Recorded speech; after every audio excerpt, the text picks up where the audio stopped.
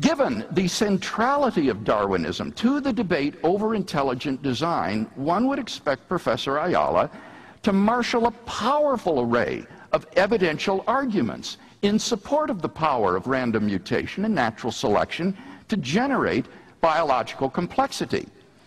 But did you notice that all of the arguments that he presented in his opening speech were not arguments in favor of Darwinism, but rather were arguments in favor of the thesis of common ancestry? It's the same in his books. I've searched Professor Ayala's writings looking for scientific evidence of the power of random mutation and natural selection to produce biological complexity, and have come away almost empty-handed. For example, he appeals to the experience of breeders in producing new varieties of, say, roses or dogs. But such experience obviously does nothing to justify the extrapolation of these mechanisms to the production of macroevolutionary change. Indeed, quite the contrary, the experience of breeders tends to show the limits of these mechanisms. Professor Ayala also appeals to the old chestnut of the peppered moth experiments. But all that happened in that case was that the proportion of light-colored moths in the population decreased, and the proportion of dark-colored moths increased. Light-colored moths never evolved into dark-colored moths. Taken as evidence of the power of natural selection and random mutation to produce macroevolutionary change, honestly, to call such evidence paltry would be to pay it an undue compliment. Finally, Professor Ayala appeals to the ability of organisms to develop resistance to drugs and poisons through random mutation and selection. He points out how an unacceptably improbable double mutation can occur one step at a time to produce cumulative change.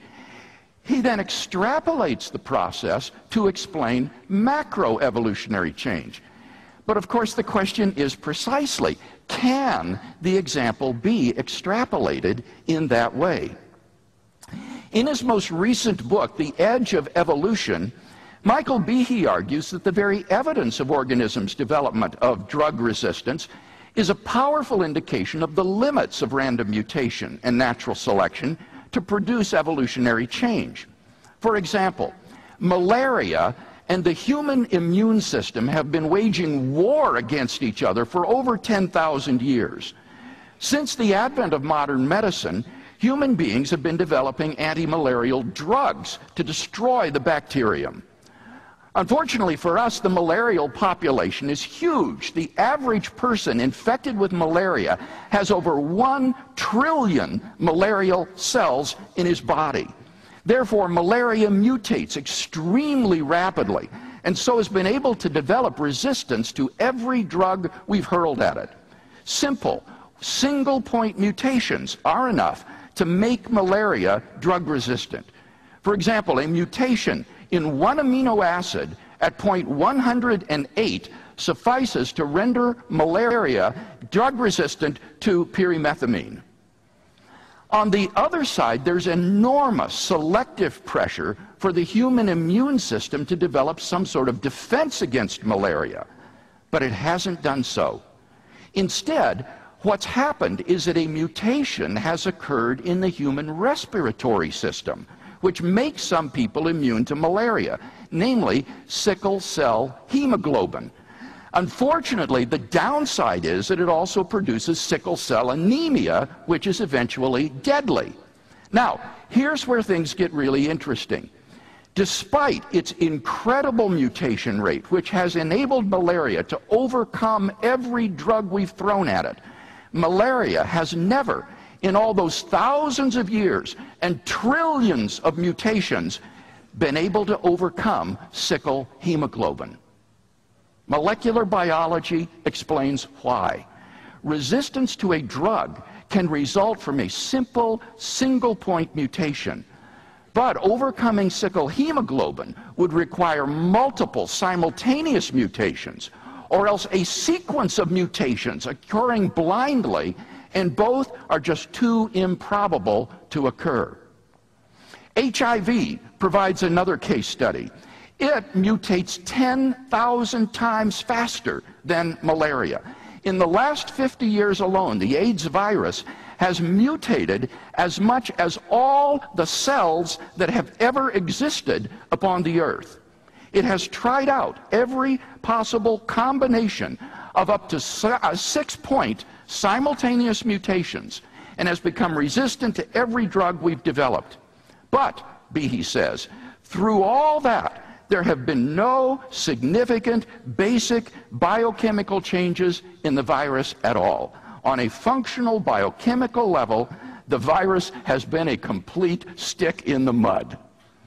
Behe concludes that the studies of malaria and HIV provide by far the best direct evidence we have of what Darwinism can do. He says, here we have genetic studies over thousands upon thousands of generations of trillions and trillions of organisms, and little of biochemical significance to show for it. Our experience with HIV and malaria gives good reason, he says, to think that Darwinism doesn't do much, even with billions of years and all the cells in the world at its disposal. Thus, Professor Ayala's argument from drug resistance appears to completely backfire. Far from providing evidence of the power of the Darwinian mechanisms to produce macroevolutionary change, our experience with drug resistance in bacteria and viruses reveals the severe limits of those mechanisms. So, again I ask, where is the evidence for Professor Ayala's extraordinary extrapolation?